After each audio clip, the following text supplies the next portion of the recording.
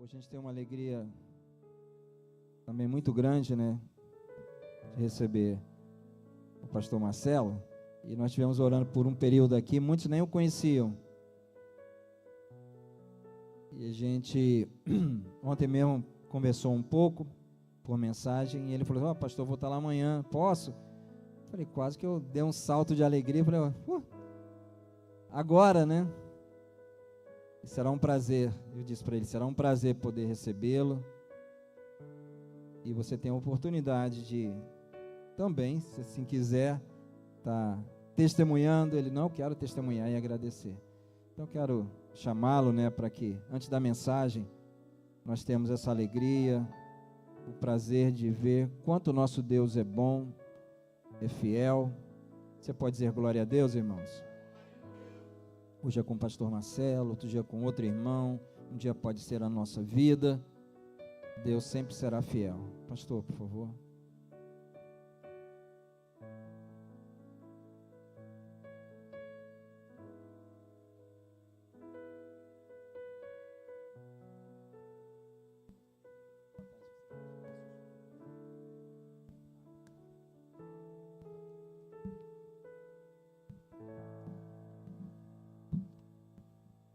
A paz do Senhor para toda a igreja, amém? Quero dizer que eu me sinto muito alegre em poder estar aqui nesta noite para agradecer por cada um que, como o pastor falou aqui, que nem me conhece, nunca me conheceu, né, está me conhecendo hoje. Sou o pastor Marcelo, sirvo a Deus aqui na Assembleia de Deus do quilômetro 40, pastor Davi Cabral. E de um tempo para cá, nós temos estabelecido um vínculo de Deus, né, como família. Estava adorando aqui ao Senhor, e o músico cantando, e as pessoas, e aí você olha, Igreja Metodista, lugar de gente feliz. E é Deus quem faz isso, né?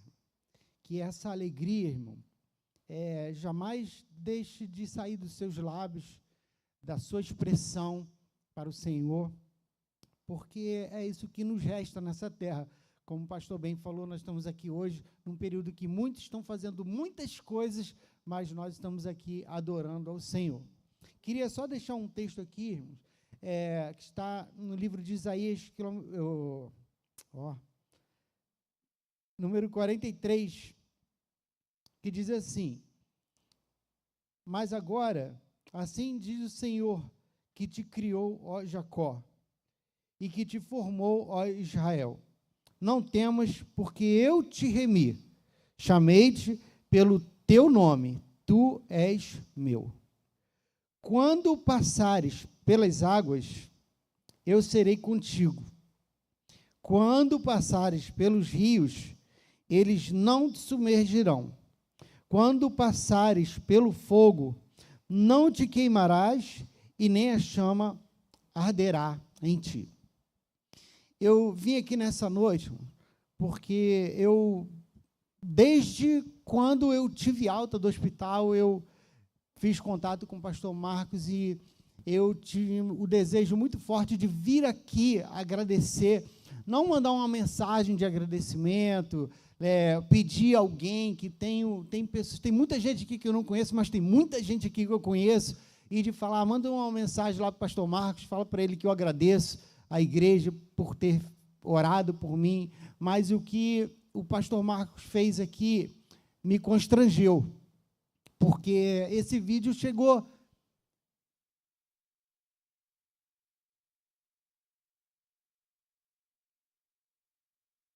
quando eu estava lá no CTI, lugar difícil para quem já passou por lá.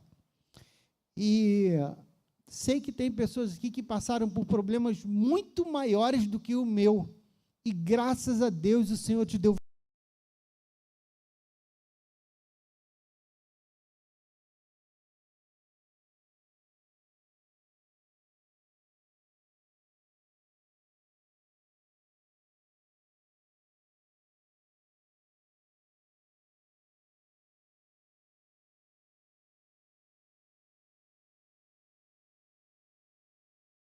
falar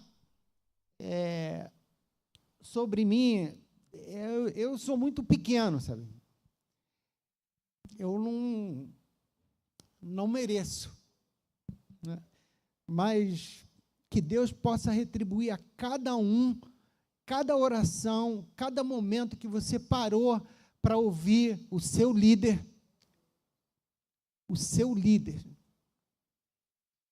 que pediu a você por uma pessoa que você não conhecia, essa pessoa sou eu. E eu vim aqui nessa noite para te agradecer. Quero fazer menção aqui, né, da minha esposa Mayra. Fica de pé, irmão, para o pessoal te conhecer. Isso. Essa pessoa, irmão, incansável, pastor, ao meu lado. Todos os dias que ela pôde estar aí, quanto tempo ela pôde estar, né, ela estava ali ao meu lado. E vou repetir o que eu falei na nossa igreja, irmão. Te amo até o fim. Obrigado. E, irmãos, rapidinho, né, eu em janeiro fui acometido de uma pneumonia com um derrame pleural, uma coisa assim que foi muito avassaladora, muito rápido, avançou muito rápido, eu tomando antibióticos e cheguei bem no hospital. Deus colocou um amigo, tem amigos, irmãos, tem amigos, porque o Senhor pode usar um amigo para poder salvar a sua vida, né? E foi o que Deus fez, um amigo para me levar até o hospital num dia em que eu não precisaria ir, um dia que eu estava bem. Ele: Marcelo, eu estou preocupado com você, me levou ao hospital, cheguei lá, fiz um exame, disse assim: ó, vai ter que internar. Pneumonia está alta, o derrame aumentou, e eu internei, e a primeira coisa que eu falei assim: amor, traz minha Bíblia, eu vou ficar internado.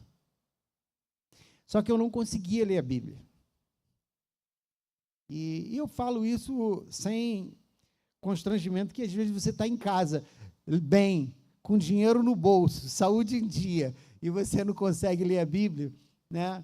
Eu estava ali num período de turbulência muito grande, pessoas morrendo de um lado, pessoas convulsionando do outro, e eu orando ao Senhor, pedindo: Senhor, não deixa ninguém morrer aqui, não, eu estou aqui. Às vezes tem esses lapsos assim né, de achar que a gente vai mudar alguma coisa, né? Às vezes até pode, mas Deus tem o seu querer. E foram momentos muito difíceis.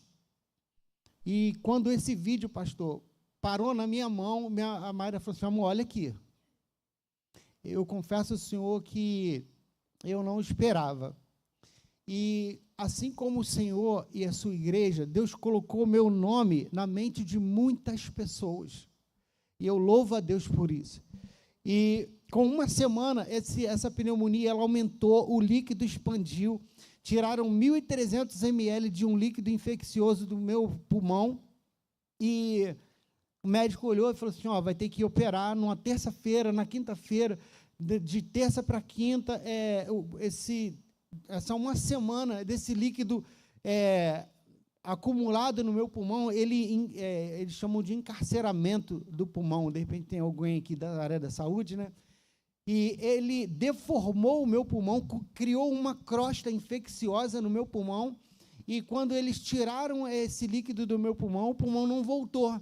Ele falou: então vai ter que se fazer uma cirurgia para ele voltar novamente. E fez a cirurgia, e uma parte voltou, a outra parte está voltando agora aos poucos, e o médico olhou e falou assim: é tuberculose. Abriu, olhou, é tuberculose, está com tuberculose. Aí o outro pneumologista olhou e falou assim: é tuberculose. E levaram o líquido para análise, e chega na análise, negativo, inconclusivo, negativo, para câncer, fizeram exame para tudo, qualquer coisa, conclusivo, negativo, mas todo mundo falando: é tuberculose. E Deus colocou um médico, né, para poder nos acompanhar, um pneumologista que nos tratou com todo carinho, e até hoje eu estou aqui, os médicos não sabem, é tuberculose? Para um mas os exames falam: não é. E eles estão falando: é tuberculose. Não é. E eu estou aqui para glorificar e exaltar o nome do Senhor. E eu vou falar aqui, pastor, uma frase que eu falei para o irmão do Robinho, quando eu encontrei com ele ali, não sei se ele está aqui, né? E eu falei com ele, falei, olha, rapaz, eu fiquei num dos melhores hospitais, um CTI que é referência, assim eles disseram, não sei, um CTI referência na América Latina, médicos de altíssima qualidade, mas eu tenho certeza que o que me trouxe aqui hoje, às 19h21, foram as suas orações. A pastora ajoelhou aqui e falou sobre isso, né?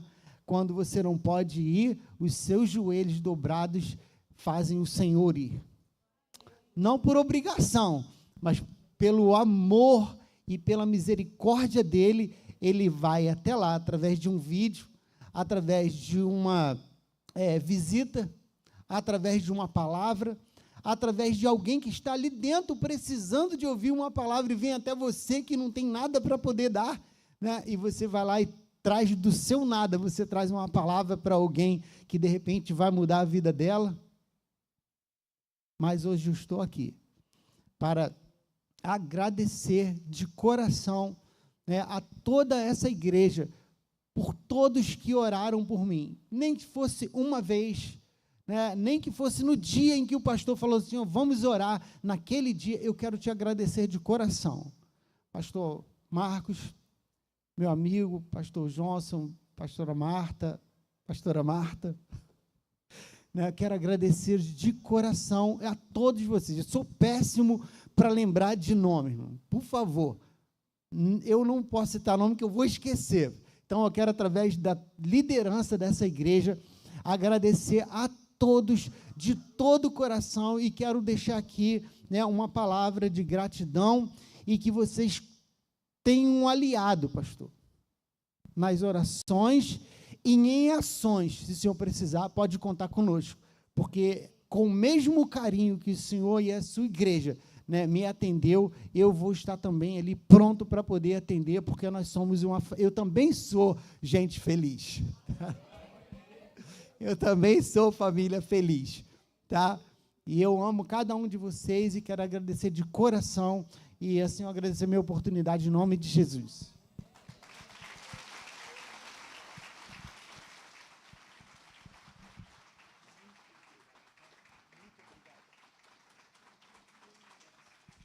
Família. Amém, irmãos? A gente sente alegria, né, de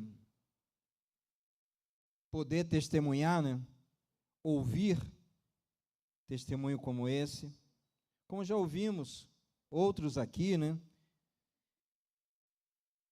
resultado das orações, como ouvimos às vezes pelas redes sociais, alguns, né, citando também. E quando nós oramos, isso é uma obrigação nossa, né, um dever nosso, né? Igreja é isso, igreja é um corpo, não é verdade? Outro dia, eu estava conversando com uma pessoa e estava falando assim, e algo também eu aprendi, o que adianta eu obter uma vantagem ou um lucro, e se isso é contra o meu irmão? Então, nós temos o dever de zelar pelo bem um do outro, né? Porque isso é a igreja, amém? Não é aquele que pensa, não, eu penso só em mim, defendo o meu lado, quero que tudo seja conforme eu quero e que meus números aumentem. Não, não é isso, né, irmãos? Nós somos uma igreja, né? Esse local, assim como o pessoal usa muito agora, né, o termo democrático, um local muito democrático, onde convivem pessoas diferentes, de formas diferentes, né? E que não está limitado em nenhum momento à denominação.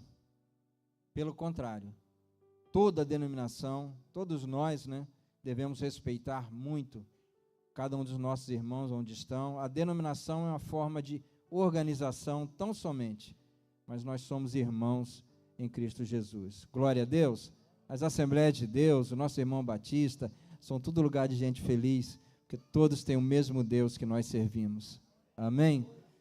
Então, a gente sente muita alegria, meu amado irmão, em que Deus te acrescente muitos anos de vida, muita saúde, muita força, né, para continuar aí servindo ao Senhor e sendo bênção na vida de muitos. Amém? Meus queridos, vamos abrir a nossa Bíblia no Evangelho de Marcos, capítulo 14.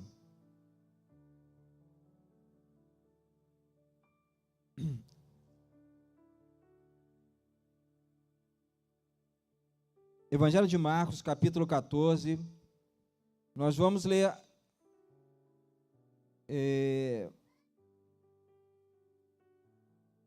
versículo 41 até o 43. Evangelho de Marcos, capítulo 14, versículo 41 ao 43, diz assim: E quando voltou pela terceira vez, Jesus lhes disse: Vocês ainda estão dormindo e descansando? Basta! Chegou a hora, o Filho do Homem está sendo entregue nas mãos dos pecadores. Levantem-se, vamos embora, eis que o traidor se aproxima. E logo, enquanto Jesus ainda falava, chegou Judas, um dos 12, e com ele uma multidão, com espadas e porretes, vindo da parte dos principais sacerdotes, escribas e anciãos. Amém? Oremos. Pai, que pelo Teu Espírito Santo o Senhor continue falando ao coração de todos nós e ministrando a nossa vida, porque esse lugar é um lugar abençoado pelo Senhor. Esteja conosco, ministra ao nosso coração, para a edificação da nossa vida, para a glória do Teu nome, em nome de Jesus. Amém. Meus queridos irmãos, a gente colocou um tema, esse tema diz assim: luz e treva, uma grande batalha. Não está associado à questão de carnaval, embora a gente sabe que esse período aí são trevas, luz. Mas esse tema, ele está relacionado, primeiramente, principalmente, com esse capítulo 14 de Marcos. Na semana passada, eu estava lendo esse capítulo, e Deus falou muito ao meu coração, tanto que a minha Bíblia, eu risquei quase que tudo aqui, nesse capítulo, porque lendo, anotava uma coisa, pesquisava onde que estava relacionado aquele momento, mas o capítulo 14 de Marcos, ele começa falando sobre um plano para matar Jesus. O capítulo 14, ele diz: 2 dias depois seria celebrada a Páscoa, a festa dos pães sem fermento, e os principais sacerdotes e escribas procuravam uma forma de prender Jesus à traição para matá-lo. Então, é um cenário que nós vamos ver que está contrapondo luz, trevas, um cenário que mostra os últimos momentos de Jesus antes da crucificação. Todos nós sabemos, conhecemos a história, né? Que Jesus exerce o ministério por 33 anos, que por muitas vezes ele poderia ter sido preso, que o que era realizado, os milagres, isso causava inveja a muita gente. E chega esse momento, para se cumprir também a palavra, que eles se reúnem e falam assim: olha, é o plano para prender e matar Jesus. Então começa o capítulo 14 desta forma. Mas Jesus não estava ali, eram outros trabalhando para que aquilo aconteça, viesse a acontecer. Segue-se, e a partir do versículo 3, relata uma história que também está em João capítulo 12. Jesus na casa de Lázaro. E lá está Jesus, e de repente vem uma mulher e unge os pés de Jesus, derrama um azeite, um unguento, um perfume muito precioso. Isso está relatado no versículo 5, Fala o valor desse perfume, que até um dos que estavam ali, que era Judas, falou: esse perfume poderia ter sido vendido e o dinheiro dá para os pobres. Mas isso é o que se segue. Enquanto ali estão planejando prender e matar Jesus, Jesus está realizando o trabalho, ele é ungido em Betânia, na casa de Lázaro, supostamente por Marta, ou supostamente por Maria, e ele diz: olha, ela está ungindo o meu corpo. Os discípulos ouvem aquilo ali, segue-se, e no versículo já de número 12, Jesus fala assim: olha, vamos preparar a Páscoa. Aqueles dias, irmãos, eram dias que a Páscoa estava às portas. Vamos preparar a Páscoa. E eu comecei ali a ler esse texto, porque foi no primeiro dia, no versículo 12, no primeiro dia da festa dos pães sem fermento, quando se fazia o sacrifício do Cordeiro Pascual, os discípulos de Jesus lhe perguntaram: onde quer que façamos os preparativos para que o Senhor possa comer a Páscoa? Eu comecei a ler, e a resposta de Jesus foi o seguinte: olha, vocês vão lá para a cidade, e lá vai sair um homem com um cântaro de água, e vai sair ao encontro de vocês. Sigam esse homem e digam ao dono da casa em que entrar que o mestre pergunta: onde fica o meu aposento no qual comerei a Páscoa com os meus discípulos? E eu fiquei na minha cabeça, aqui pensando e vendo, como pode isso? É a onisciência de Jesus. Os discípulos perguntam: onde quer que preparemos a Páscoa? Ele fala: se dirijam para a cidade. Quando vocês chegarem lá, vocês vão ver um homem trazendo um cântaro de água. Sigam ele. E ao chegar nessa casa, digam para o dono da casa onde está o cenáculo, onde está a sala onde nós vamos, onde o mestre vai fazer a ceia dele. E eu na minha cabeça pensando, os discípulos seguiram exatamente, porque quando Jesus manda, irmão, Jesus sabe de todas as coisas. E se preparou o melhor lugar para a Páscoa, para que Jesus celebrasse ali a Páscoa com aqueles seus discípulos, a ceia, na verdade. Jesus sabe de todas as coisas.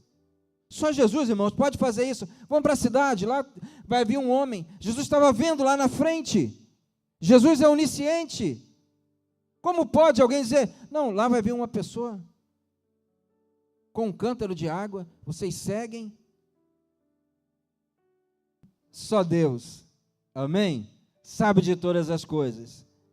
E ali Jesus se reúne com eles, e já ao cair da tarde, no versículo 17, todos estavam à mesa, comiam, e Jesus disse: em verdade vos digo que um que come comigo vai me trair. Mais uma vez Jesus mostrando a onisciência dele. Tem um que come comigo e vai me trair. Começaram a perguntar quem é, quem vai ser. Mas Jesus estava ali para cear com aqueles discípulos. Pegou o pão, a partir do versículo 22, celebra a ceia com os seus discípulos e diz: olha, isso aqui quando toma do cálice, isso é o meu sangue, o sangue da nova aliança que é derramado em favor de muitos. E diz, olha, no versículo 25, em verdade lhes digo que nunca mais beberei do fruto da videira, até aquele dia que beberei o vinho novo no reino de Deus. No versículo 26 diz, tendo cantado um hino, saíram para o Monte das Oliveiras. Jesus gostava de hino. Fazia parte do culto de Jesus, e com certeza o louvor era para engrandecer o Pai. Mas ele cantou um hino, isso me chamou a atenção, cantou um hino, e saíram para o Monte das Oliveiras. mas ele estava se dirigindo a um lugar, nesse monte, o local ficava bem ao pé do monte, chamado o Getsêmani, que era um jardim de oração, que Jesus tinha por hábito ir para lá orar. Então ele canta um hino e se dirige ao Monte das Oliveiras, mas nesse caminho, nesse momento, Jesus, a partir do versículo 27, ele olha para os discípulos e diz assim: eu serei uma pedra de tropeço para todos vocês, porque está escrito: ferirei o pastor e as ovelhas ficarão dispersas. Olha Jesus, irmãos, como tinha liberdade com seus discípulos. Sabendo de tudo, depois de cear com alegria e dizer: olha, nunca mais, eu só vou cear com vocês agora, de novo no reino de Deus, né? Mas ele olha para aqueles e olha, eu serei uma pedra de tropeço para todos vós.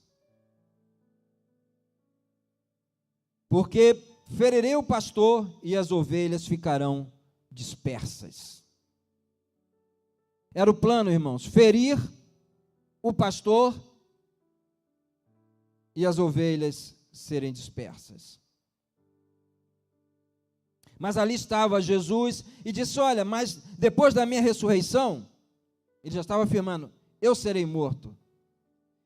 Eu irei adiante de vocês para a Galileia. E Mateus 28, 16, registra isso, né? Jesus à frente dos discípulos, quando eles estavam indo para Galileia. Jesus conhece todas as coisas. Jesus sabe de todas as coisas. Aí Pedro, olhando essa palavra de que Jesus fala: eu serei uma pedra de tropeço, Pedro responde assim, no versículo 29, do capítulo 14 de Marcos: então Pedro disse a Jesus: ainda que o Senhor venha a ser um tropeço para todos, não será para mim. Pedro não sabia nem o que estava falando. Ainda que seja, não será para mim. Irmãos, a gente também, nós somos dessa forma, não é? A gente nunca vai dizer: eu vou negar Jesus. Pelo contrário, estou firme com Jesus.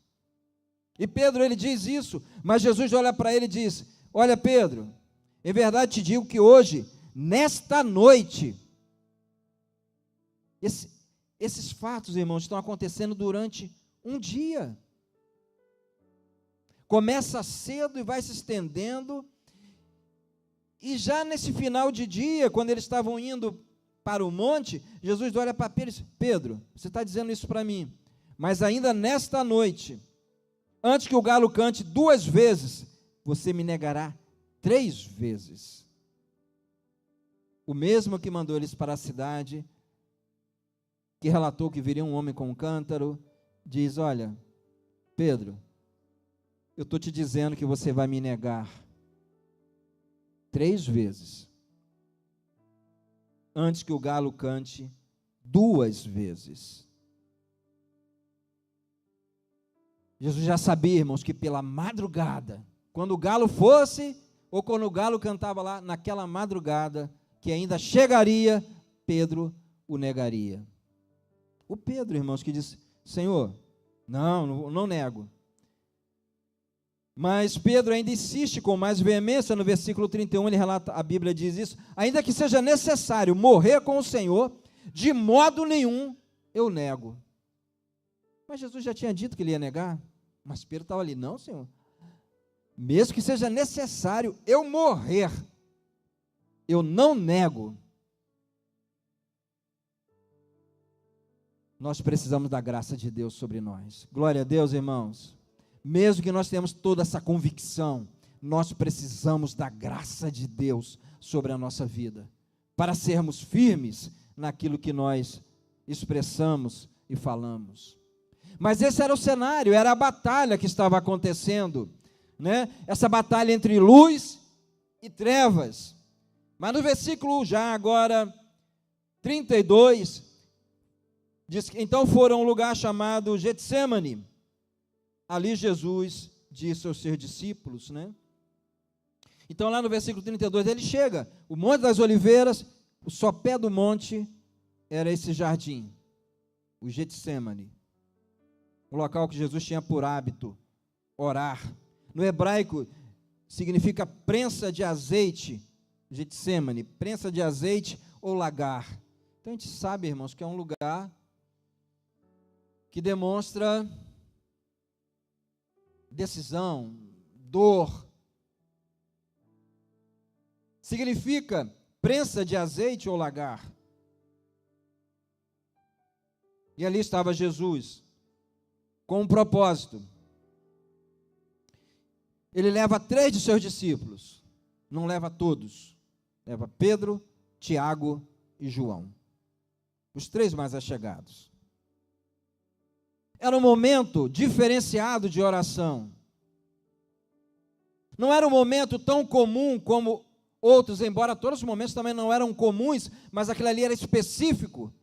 E ele chama os 3 mais allegados. Diz aos demais: sente-se aqui enquanto eu vou orar. E levou consigo Pedro, Tiago e João. E começou a sentir-se tomado de pavor e de angústia. E quando lia isso, eu comecei a pensar: Jesus tomado de pavor e de angústia. A humanidade de Jesus. Não tem nada que não aconteça conosco, irmão, que Jesus já não tenha vivido. Não é isso, pastor Sérgio? Jesus tomado de pavor e de angústia. Ele ora e ele diz aos discípulos: a minha alma está profundamente triste até a morte. Fiquem aqui e vigiem. O nosso mestre, irmãos, dizendo: a minha alma está profundamente triste até a morte. Meus irmãos, Jesus se fez carne e habitou entre nós. Amém? Ele é Deus. Mas enquanto aqui conosco, Jesus passou por situações que nós passamos, por angústias que muitas vezes tentam dominar o nosso coração, por tristeza, como ele ali expressa,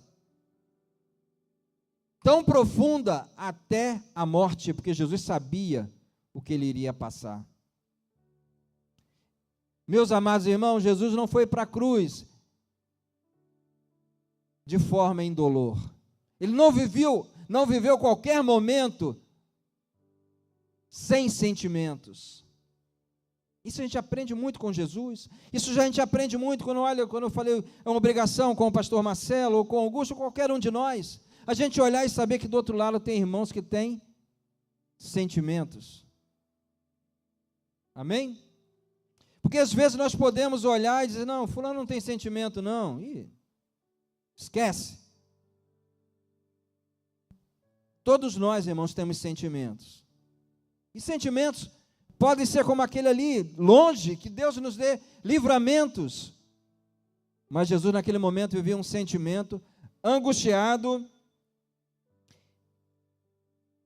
com pavor e com a alma triste até a morte. E diz para os discípulos: fique aqui que eu vou orar. E o cenário continua. Ele adianta-se um pouco, prostra-se em terra e ora para que, se possível, fosse poupada aquela hora. E dizia: Abba, Pai, tudo é possível. Passa de mim esse cálice, porém não seja como eu quero, mas sim como tu queres. O Abba, né, o aramaico, que é uma forma íntima de expressar pai.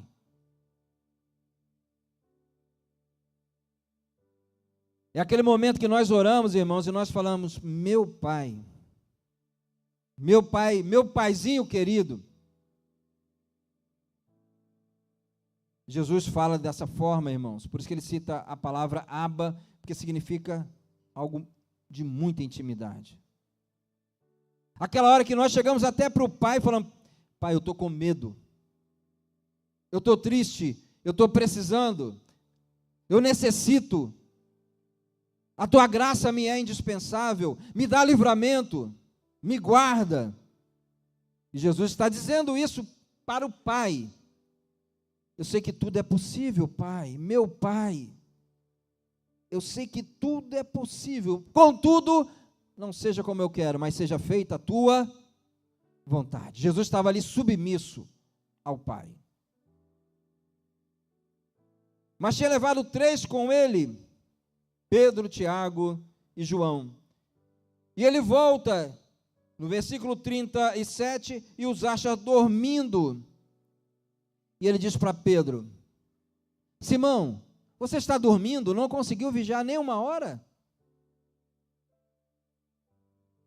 Esse momento, irmãos, acontece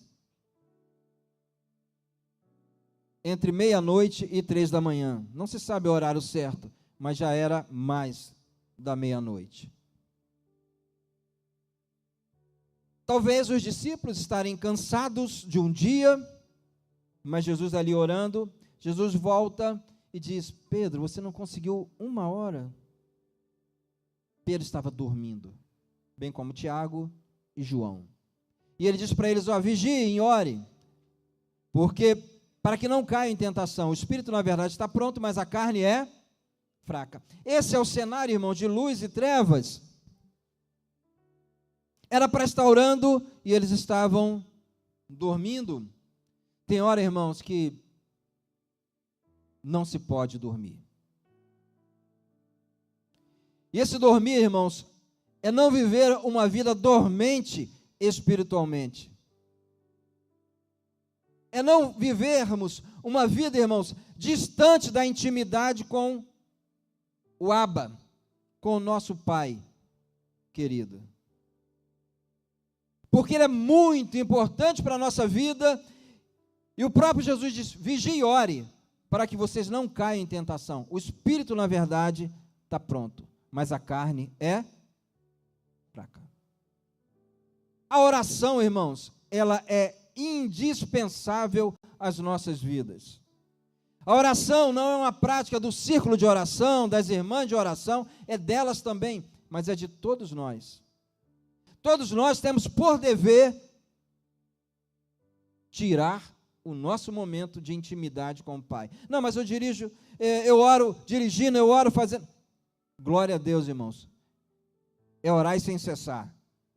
Mas tem aquele momento que nós precisamos nos retirar. E Jesus diz: vigie e ore, para que não caiais em tentação. O espírito, na verdade, está pronto, mas a carne é fraca. Irmãos, está mostrando para nós que é necessário. Mas o texto, ele continua, e Jesus retira-se de novo e orou repetindo as mesmas palavras. Retira-se de novo e orou repetindo as mesmas palavras. Você já repetiu as mesmas palavras em oração? Um monte de vezes. Ah, não, mas eu não posso. Podemos sim, irmãos. Jesus repetiu as mesmas palavras: Pai, eu sei que tudo é possível. Irmãos, pedi e dar-se-vos-á. É isso, irmãos. Se for necessário, orei agora e daqui a meia hora eu preciso voltar lá. Senhor, tem misericórdia da minha vida, estou sentindo a mesma coisa, preciso dessa vitória, preciso dessa porta de emprego. Estou lá de novo, irmãos, repetindo as mesmas palavras. Só que essas palavras são expressões, ela não é uma decoreba, é uma expressão do meu coração, dos meus sentimentos. Se estou triste, estou alegre, se sou grato, nós estamos lá. E Jesus volta e ora repetindo as mesmas palavras, e volta e encontra novamente os discípulos dormindo. E diz que não sabiam o que responder. Já no texto que nós lemos, na leitura inicial, ele volta pela terceira vez no versículo 41. Vocês ainda estão dormindo e descansando? Terceira vez. E volta dormindo e descansando. Meus irmãos, uma palavra de despertamento para a nossa vida. Eu não sei como está a condição espiritual de cada um de nós, mas nós precisamos interromper certos ciclos na nossa caminhada espiritual. Amém? Por mais que se diga, não, hoje é um tempo muito moderno.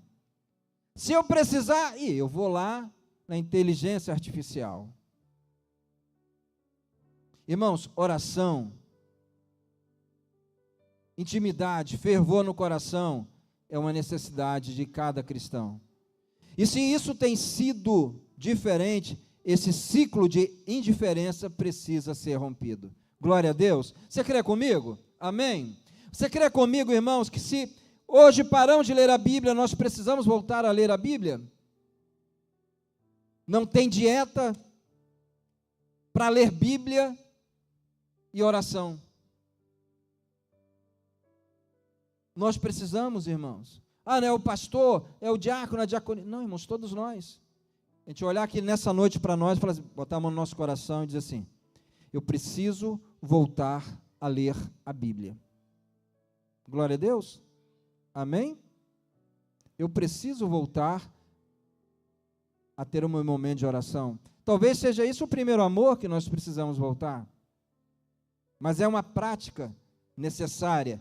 Essa é a batalha, essa grande batalha entre luz e trevas. Versículo 43 diz: e logo enquanto Jesus ainda falava, chegou Judas, um dos 12, e com ele uma multidão, com espada, porretes, vinda da parte dos principais sacerdotes, escribas e anciãos.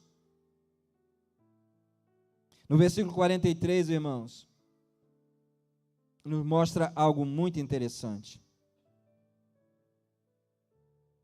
Acabou de falar com os discípulos, madrugada, talvez 2, 3 horas da manhã, discípulo dormindo, mas quem chega, irmãos, bem acordado? Quem chega? Judas e uma turma toda armada. Em João 18, se nós lermos, nós vamos ver isso.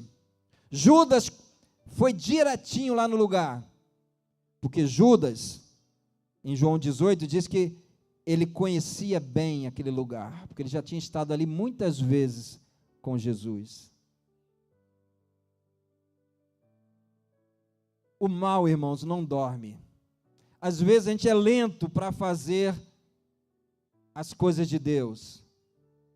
Mas, irmãos, as trevas não são lentas, não é lenta para tentar executar os seus desígnios. Concorda comigo? Amém? Às vezes nós somos éticos e devemos ser, mas as trevas, irmãos, não são. Por isso a necessidade de vigiar e orar. Discípulos dormindo 3 vezes, Jesus volta lá, e agora quem aparece na madrugada? Com armas empunhadas. Judas, com uma turma para prender Jesus. E quando eu estava lendo isso aqui, eu falei, meu Deus, estou sendo sincero, veio isso no meu coração. As trevas não dizem que está cansada. Nós que às vezes subestimamos, irmãos. Nós que às vezes falamos assim, não tem nada a ver, posso dar esse tempinho. E ninguém tem nada comigo, com a minha vida. As trevas, irmãos, agem de dia e de noite. Vigiemos e oremos. Glória a Deus. A única forma de vencermos isso é através da vigilância e da oração. Essa batalha é vencida com vigilância e com orações. Então aparece lá, e o texto, ele nos mostra em João 18, que era um lugar familiar de Judas, ele conhecia. Tanto que quando ele chega lá, todo mundo lá querendo pegar Jesus, Jesus olha e diz: quem que vocês estão procurando? Ah, estamos procurando Jesus. E ele diz: sou eu. E se identifica a nossa identidade, o lema desse ano, né? Jesus, sou eu. E eles caem. Começam a se afastar e o texto diz que eles caem por terra. Novamente Jesus pergunta: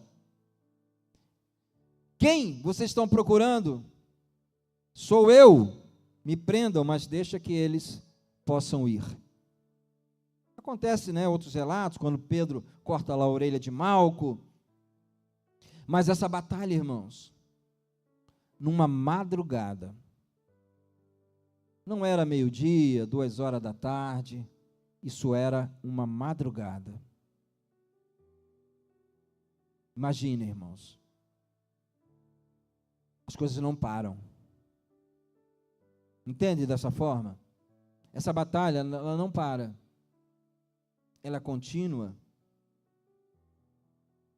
Mas o texto continua, e é um capítulo bem longo. No versículo 51, diz assim: um jovem coberto unicamente com um lençol seguia Jesus, e eles o agarraram. No versículo 52, mas ele largou o lençol e fugiu nu. Naquele cenário, naquela situação da madrugada, tinha um jovem, que não dá o nome dele aqui, talvez estava lá no meio. E os soldados também: vamos prender esse garoto aí. E ele só tinha um lençol sobre ele. Larga o lençol e foge nu. Isso, irmãos, nos remete a um contexto que nós podemos viver. E preste bem atenção nisso. Que às vezes nós podemos ser esse jovem. Estamos seguindo Jesus, estamos vendo as batalhas, estamos ali no meio, mas estamos de forma muito superficial, cobertos só com um lençolzinho. Essa figura desse jovem, irmãos, ela mexe com a gente, porque nós podemos ser esse jovem. E é tentador, irmãos, é tentador ter uma caminhada com Jesus, andar com aqueles que andam com Jesus, ouvir Jesus e só colocar um lençolzinho por cima. Não é verdade? Concordam comigo? É ou não é, irmãos? Na primeira batalha a gente larga e foge, porque a gente não está vestindo a roupa adequada. E está arriscado, irmãos, a gente fugir. Opa, as coisas já melhoraram. Vou voltar. E novamente colocar um lençolzinho por cima. Se Pedro, caminhando ali firme, dizendo: não vou negar, Jesus disse que ele ia negar. Mas que nessa noite, nenhum de nós que estamos aqui, eu gostaria que você prestasse bem atenção, porque isso se refere a cada um de nós, irmãos. Nesse mundo nós podemos ser um cristão que veste realmente a roupa de cristão, a identidade de cristão, mas podemos apenas gostar da cultura gospel e termos só um lençolzinho por cima. Deus nos livre todos os dias de vivermos uma vida com um lençolzinho. Certo, irmãos? Amém? O lençolzinho, irmãos, ainda mais se for transparente, vê tudo por baixo. Nós estamos nus. As vergonhas vão aparecer mais cedo ou mais tarde, vão aparecer. Irmãos, que nós nunca caiamos nessa cilada, porque é uma batalha da luz e das trevas. Por mais que seja opressora a luta, por mais que a nossa alma esteja triste até a morte, mas jamais vestir um lençol. Jamais se comprometer com Deus e dizer assim, não, eu estou mais ou menos comprometido, mas eu estou com um lençolzinho aqui, pegou, largo o lençol e fujo. Jamais, irmãos, nós temos que falar, estou firme. Eu tenho uma roupa. Quem me olha sabe, não está vendo nada diferente, porque eu estou coberto. Vamos levar isso para a nossa casa, irmãos, para a nossa vida, porque no século que nós vivemos, o maior convite é esse. E às vezes nós olhamos, mas o irmão anda, por que eu também não vou andar? Mas eu vi isso em tal lugar. E a gente começa a criar nossas desculpas, e esquece que nós temos um Jesus, que olha lá na cidade, e vê um homem vindo com um cântaro de água. Sabe de todas as coisas. É difícil pagar o preço, irmãos, mas é necessário a gente pagar esse preço. É necessário pagar esse preço. Vestir um lençol nos remete à falta de compromisso. Nos remete, irmãos, àquela coisa que você, na hora que der, eu faço.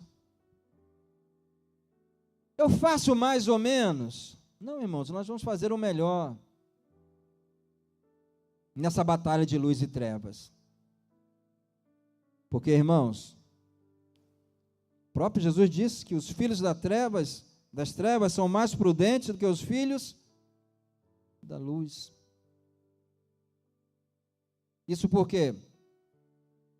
Não, irmãos, é porque talvez os filhos das trevas estão prontos para ficar acordados a madrugada inteira, se dedicando à carne.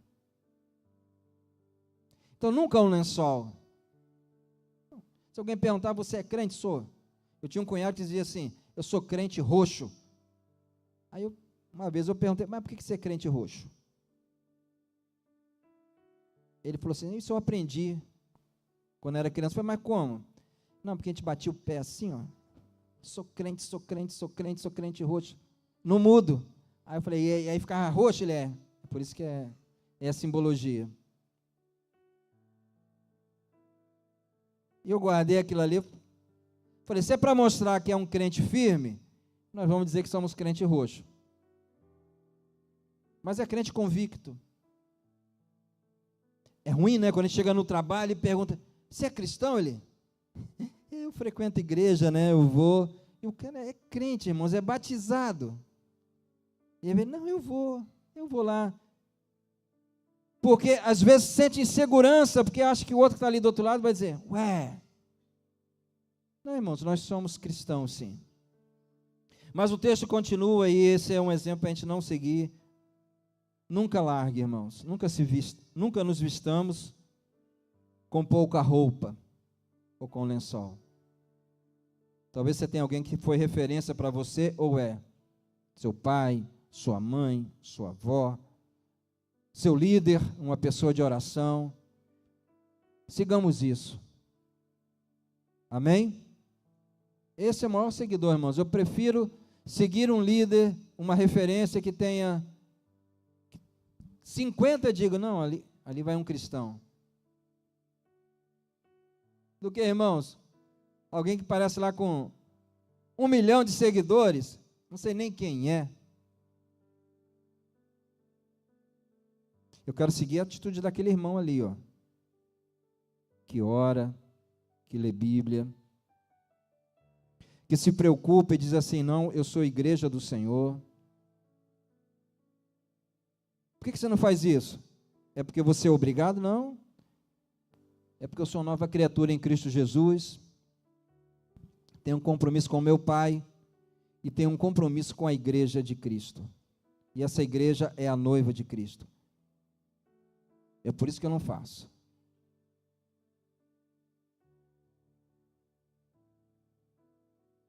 Jesus é levado naquela madrugada, irmão, diante do Sinédrio, e eu só vou ler esse texto aqui, o restante, para confirmar o que Jesus já havia dito a Pedro. No versículo 72, diz assim, E no mesmo instante o galo cantou pela segunda vez. Então Pedro se lembrou da palavra de Jesus, que Jesus tinha dito: antes que o galo cante 2 vezes, você me negará 3 vezes. E caindo em si, começou a chorar. Sempre, irmãos, sempre. O arrependimento precisa estar presente no nosso coração. Podemos até errar. Às vezes somos sujeitos a fazer isso.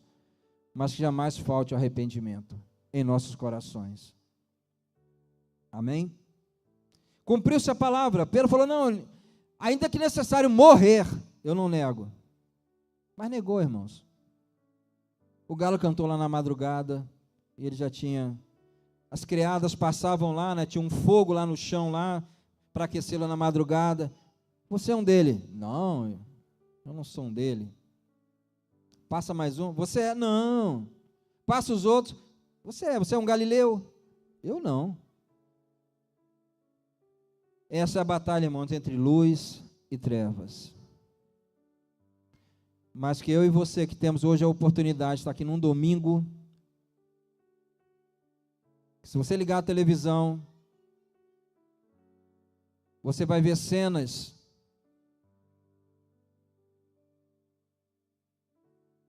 de citação, a nudez,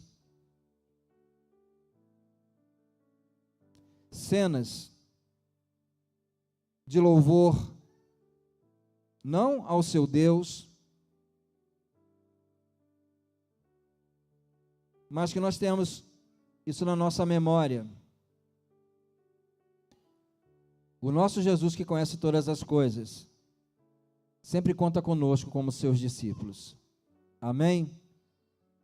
E nessa batalha dê a resposta correta.